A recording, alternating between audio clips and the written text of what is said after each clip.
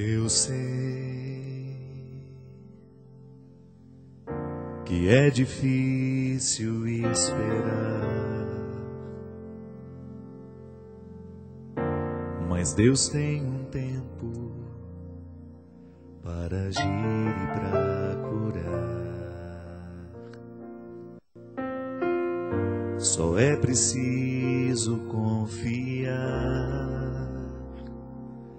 Se a cruz lhe pesa, não é para se entregar, mas para se aprender a amar, como alguém que não desiste.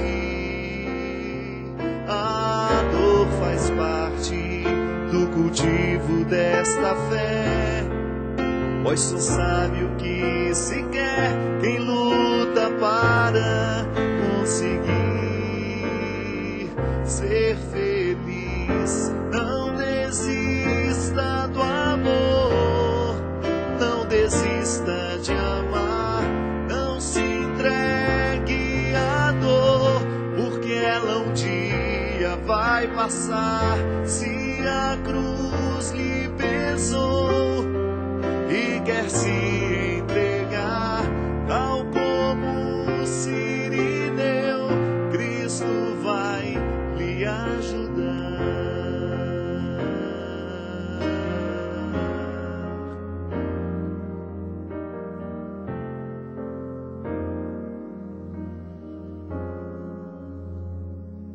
Eu sei que é difícil esperar, mas Deus tem um tempo para agir e para curar. Só é preciso confiar.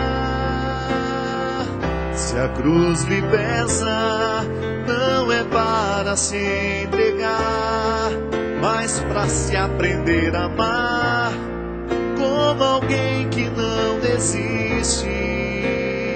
A dor faz parte do cultivo desta fé, pois só sabe o que se quer quem luta para conseguir ser feliz. Não desista do amor, não desista de amar, não se entregue à dor, porque ela um dia vai passar. Se a cruz lhe pesou e quer se entregar, tal como Sirineu, Cristo vai lhe ajudar.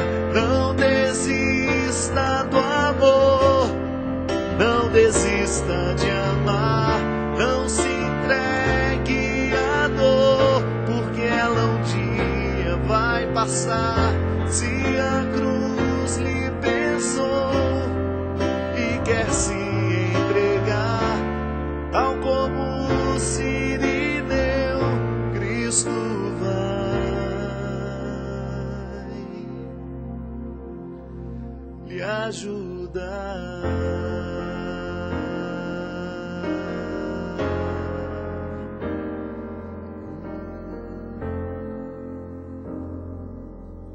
Muito boa noite, é com muita alegria que nós começamos mais um programa de Direção Espiritual.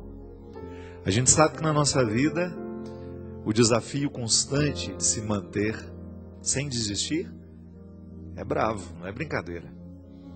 É mais fácil desistir. Continuar, perseverar, custa caro muitas vezes para nós.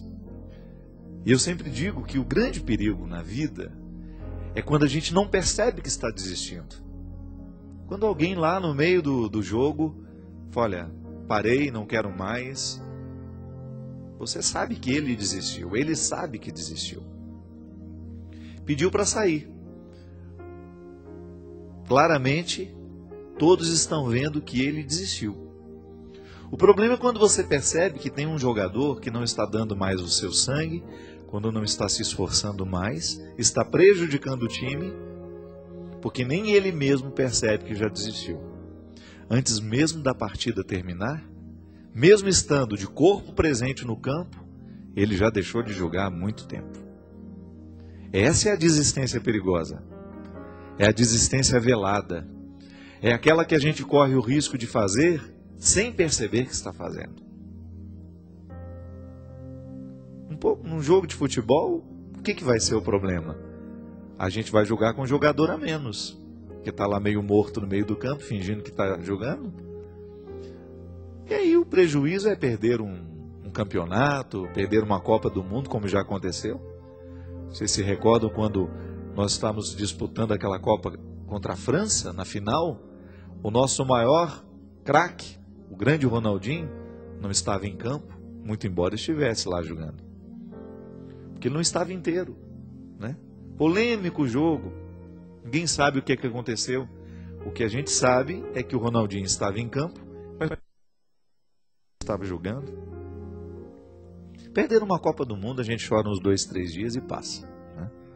Mesmo que tem uma coisa irracional, é a gente chorar quando o nosso time perde, né? Porque o que a gente perdeu, na verdade? Claro que ganhar é bom, mas um time ali, no jogo de futebol, isso passa. Agora, quando é a vida da gente que está em jogo, essa negligência nós não podemos permitir. E mesmo que outros jogadores façam parte do jogo da nossa vida, o principal jogador é você. É você que tem que fazer a defesa, você é o goleiro, você faz a defesa, mas você também é o meio de campo e você é o artilheiro. Tem que ser o artilheiro. Tem que ser o centroavante, aquele que faz o gol. Sabe por quê? Porque nessa partida, ainda que você tenha outras pessoas jogando com você, o protagonismo é seu. E se você começa a entregar os pontos, se você começa a desistir, daqui a pouco você não tem mais condições de vencer. Por quê? Acostumou-se com a desistência, acostumou a perder. Foi abrindo mão de coisas preciosas, de situações preciosas, de pessoas preciosas, de realidades preciosas, porque não estava atento com o jogo que estava acontecendo. Sabe, minha gente, eu tenho pedido muito a Deus de me dar a sensibilidade de perceber a vida que eu estou vivendo. Eu não quero viver sem perceber a vida. Eu não quero correr o risco de que a pressa dos meus dias venha me retirar a capacidade de saborear cada momento que eu posso viver. Ainda hoje estava conversando com uma amiga dizendo que às vezes eu tenho medo de estar dando à minha alma um tratamento que ela não merece. Não estou falando da minha opção de ser padre, viu? De jeito nenhum. Mas muitas vezes como vivo sendo padre. Será que eu preciso mudar alguma coisa no meu ritmo de trabalho, para que eu tenha condições de perceber a minha vida e não perder a capacidade de saborear cada detalhe da minha existência? Também outro dia conversava com uma amiga sobre um padre que a gente tem em comum, um amigo. Não tenho tanta proximidade, mas... E ele passando dificuldades. Muitas dificuldades como padre. Em um determinado momento eu falava isso para ela. Numa partilha, né? É tão bom a gente ter amigos com quem a gente partilha a intimidade. Eu dizia para ela, nós que somos padres, de vez em quando nós precisamos nos retirar do mundo para a gente voltar a saborear a simplicidade do sacerdócio. Isso para mim é uma questão de honra, gente. É de honra. Eu tenho uma vida de padre, eu tenho um coração de padre, eu me interpreto padre o tempo todo, mas eu tenho uma vida diferente do padre da paróquia, ou do padre lá do seminário, do padre que trabalha no hospital. Trabalho com comunicação, um meio exigente. Padre Zezinho sempre fala isso, é um martírio. Padre Marcelo, escutei dele outro dia, das lutas, das dificuldades de ser quem é. Padre Reginaldo Manzotti, Padre Robson, Padre Joãozinho, Padre Evaldo, tantos padres hoje trabalhando com comunicação, Padre Juarez. E quais são os desafios para nós hoje? Não perder a partida, Não perder o referencial do que é mais importante para nós. Aí então, de vez em quando, a gente sair desse glamour que a comunicação deu aos padres cantores, aos padres comunicadores, e a gente experimentar a simplicidade da roça, das pessoas simples, de celebrar ali sem nenhum aparato, a não ser você. Você sabe que a coisa que mais me agrada, mesmo às vezes pode parecer uma demagogia, não. Antes de ser padre, antes de fazer o trabalho que eu faço, eu já trabalhava nas comunidades rurais em Taubaté. E eu tinha um prazer imenso de fazer aquele trabalho como diácono. E agora, nas oportunidades que eu tenho de vez em quando celebrar com aquele povo simples, sabe por quê? Porque não tem expectativa do padre famoso. É o padre Fábio, é um padre só que vai chegar aqui para fazer a missa para nós. Aí você experimenta a simplicidade do jogo, em que você, sem a necessidade de muitas artimanhas, cumpre bem o papel de ser quem você é. Às vezes isso faz falta para mim e sei que isso faz falta para você também. Sei que às vezes a sua vida tem muita coisa acontecendo em torno dela. Mas eu tenho medo que você não esteja em tudo isso que está acontecendo em torno dela. Eu sou empreendedor nato, eu gosto de trabalhar, eu gosto de produzir, eu tenho um processo criativo muito grande dentro de mim. Às vezes não consigo nem dormir, do tanto que eu penso no que eu posso fazer, no que eu posso... Agora, só que tem uma coisa, eu tenho que estar em tudo aquilo que eu faço. Eu não posso fazer da minha ação um esconderijo do meu ser, para o meu ser. Desculpa, eu acho que eu não me expliquei bem. Eu não posso fazer da minha ação um lugar onde eu não coloque junto o meu ser. O meu ser não pode estar escondido em tudo isso. Eu tenho que estar dentro de cada ação. E às vezes a gente vai fazendo escolhas, a gente vai julgando de um jeito que a gente não percebe que está perdendo. Aí de repente quando você nota, o déficit já é muito grande, o prejuízo já é muito grande. Aí você olha para trás e diz, aquela velha frase, meu Deus do céu, o que eu fiz da minha vida? Por que eu tratei aquela pessoa daquele jeito? Por que eu não fui mais próximo? Por que eu não trabalhei menos? Ou por que eu não trabalhei mais? Por que eu não me dediquei mais a mim? Aos meus projetos? Por que eu não fui capaz de me amar um pouco mais? E assim, consequentemente, eu ter condições de amar um pouco melhor os que estavam ao meu redor? Por que eu não tive disposição de lidar com aquele defeito tão horroroso que eu tinha e que hoje está muito pior do que naquele tempo da juventude? Por que eu não tive coragem de ser verdadeiro comigo, com as pessoas que estão ao meu redor? Por que eu não olhei de frente para o meu limite, para a minha limitação? Minha gente, mais cedo ou mais tarde, nós vamos nos fazer essa cobrança.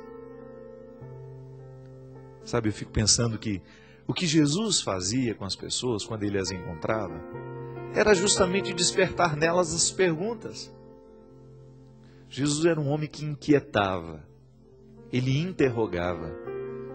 Quando as pessoas estavam diante dele, era inevitável, olhando para o jeito como ele vivia, escutando o que ele falava, as propostas de vida que ele tinha, olhando para o caráter dele, para o jeito dele ser gente, era inevitável que as pessoas se perguntassem, por que eu também não posso viver assim?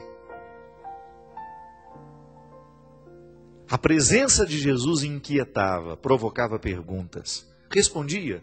Também respondia, mas ela provocava muitas perguntas. E é assim que tem que ser hoje. A nossa religião, a nossa pertença religiosa tem que ser constantemente um incômodo, um bom incômodo, uma paz inquieta, como diz sabiamente o Padre Zezinho. De você ter condições, de você ter a consciência de que a sua experiência religiosa lhe faz perguntar o tempo todo se você está fazendo a coisa certa, se você está escolhendo a coisa certa, se você está julgando do jeito certo, para que você não se sabote, né?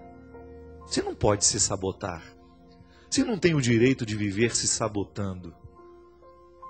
É impressionante como às vezes o processo da sabotagem, ele é inconsciente. Tem gente que se autodestrói sem saber que está fazendo isso. Os vícios, né? Se você for pensar, o que é o vício na vida de uma pessoa? Está se sabotando. Se eu acendo um cigarro que eu sei que está cheio de substâncias nocivas a mim, e eu jogo aquela fumaça tóxica para dentro do meu organismo, se eu permito que essa química nociva, destrutiva, visite o meu interior, passe pela minha corrente sanguínea, fique grudada nos meus órgãos, o que eu estou fazendo? Eu estou sabotando o meu sistema. É como você pegar aquele carro que você gosta tanto, que você comprou com o suor do seu trabalho, e jogar lá um ácido no tanque, ao invés de jogar gasolina. É a mesma coisa. E o pior, o carro é material.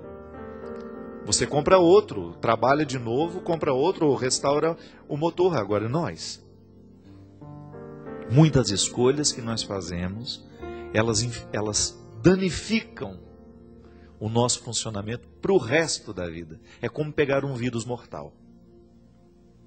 Por que a igreja fala tanto?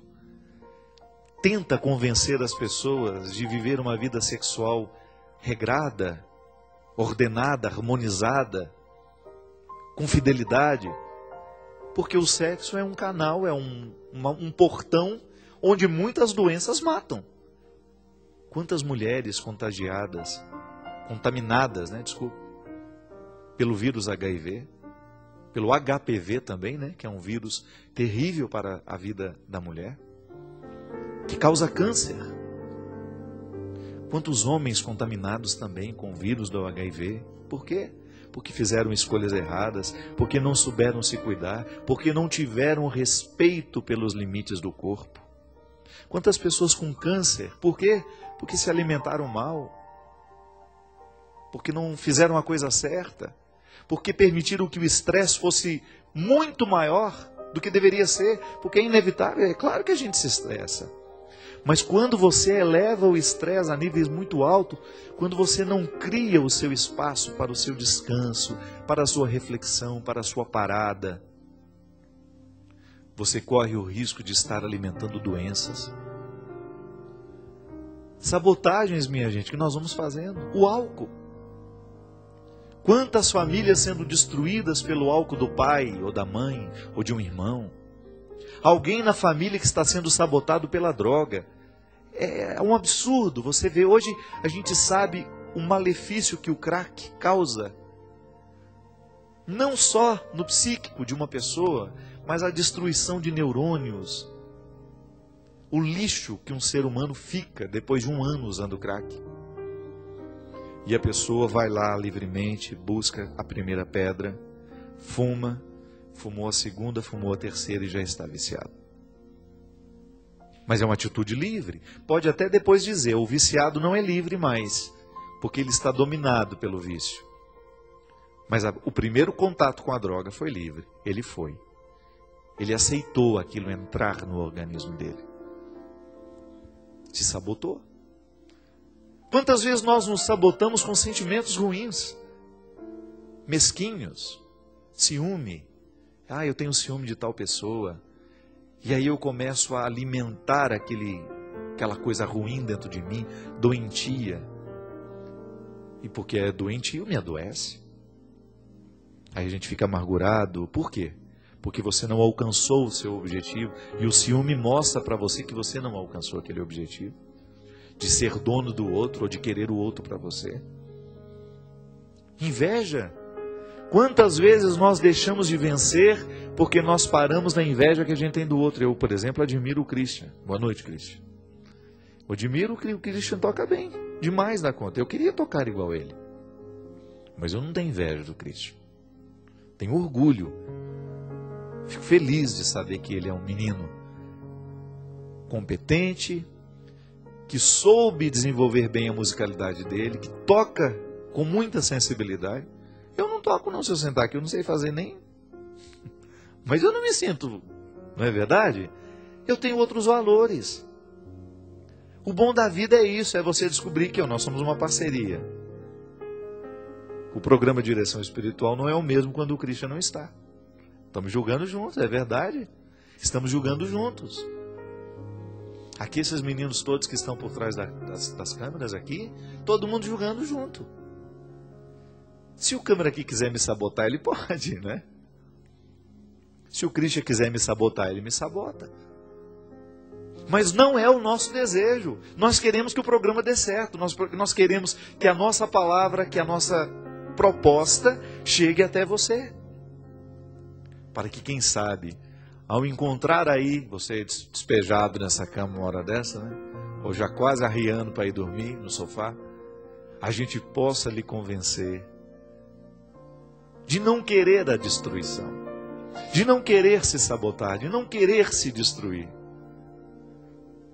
mas de, quem sabe, você voltar a acreditar, de você voltar a ter a possibilidade de um novo tempo, de acreditar que ainda existem coisas boas reservadas para você, que você pode parar de fumar hoje, que você pode parar de beber hoje, que você pode voltar a se amar, que você pode parar de usar essa droga que está lhe destruindo, que você pode jogar fora todos os sentimentos mesquinhos que porventura você tem alimentado dentro do seu coração,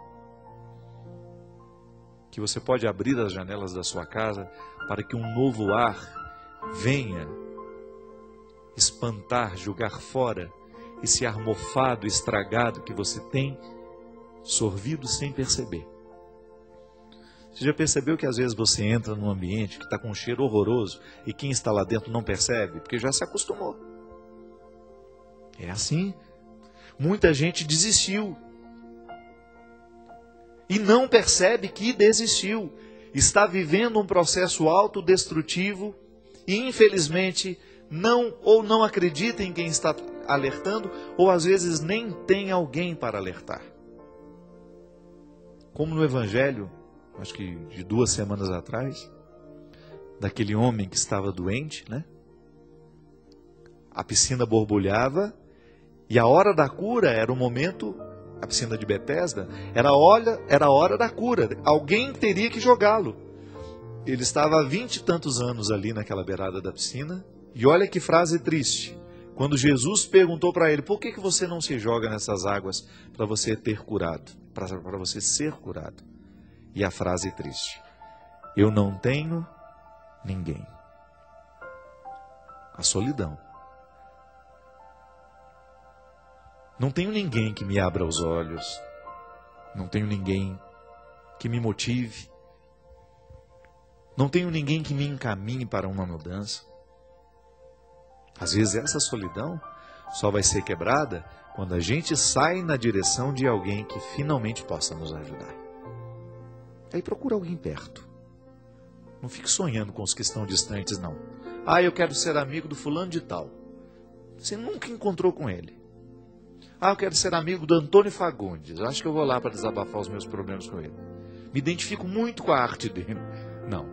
Você vai encontrar ao seu redor. A amizade tem que ser possível. É de gente que esteja próxima a você, que conheça a sua história e que tenha, ou então que tenha disposição de participar da sua história de um jeito efetivo. Eu não tenho ninguém, mas não vou fazer disso um estado de vítima. Eu vou à busca de alguém que tenha condições de fazer por mim o que sozinho eu não posso. É assim, minha gente. A vida é possível, sim, até mesmo aqueles que hoje se sentem solitários. Você, se por acaso hoje você sente que está faltando alguém para lhe ajudar nesse processo, não reclame, não. Vá à busca, conquiste essas pessoas. Você sabe que eu posso dizer isso? Eu tenho muitos conhecidos, muitos amigos, e o grupo que faz realmente parte da minha vida, as pessoas que visitam a minha casa, que estão comigo, que participam do meu dia a dia, que ouvem as minhas mazelas, que sabem dos meus sonhos, aqueles que eu não preciso ficar publicando. Aqui que faz parte da minha vida, do meu dia a dia. Essas pessoas são muito qualificadas e eu agradeço muito a Deus todos os dias por eu ter essas pessoas na minha vida. Mas eu vou te falar uma coisa, elas foram conquistadas. Aí você pode dizer: ah, Padre Fábio, é porque o senhor é muito conhecido. Então, não, não é não. Porque muitas dessas pessoas estão comigo muito antes de tudo isso ter acontecido na minha vida. até mesmo antes de eu ser padre. São as pessoas que conhecem a minha verdade. Não que eu minta para você aqui, não. Estou falando das minhas mazelas. Eu faço questão de contá-las, sim. Sou um homem público e faço questão de contar as mazelas que eu tenho. Sabe por quê? É um jeito que eu tenho de me comprometer para que eu não fique me sabotando. É um jeito que eu descobri de ser mais livre, de não ficar tão preocupado quando alguém descobrir que eu tenho esse defeito. Eu já contei ele publicamente, você só vai ver ele acontecendo na particularidade. Faça assim também. Tenha a oportunidade de alcançar, de conquistar essas pessoas que vão lhe dar condições de você ser livre. E sendo livre, você ter condições de superar-se, de ir além, de não desistir. Para isso vivemos. Para a gente chegar ao final com aquela certeza, com aquela boa sensação de missão cumprida. Ligue para nós, 0 operadora 12 31 86 26 00. Vamos para um rápido intervalo, mas a gente volta já já.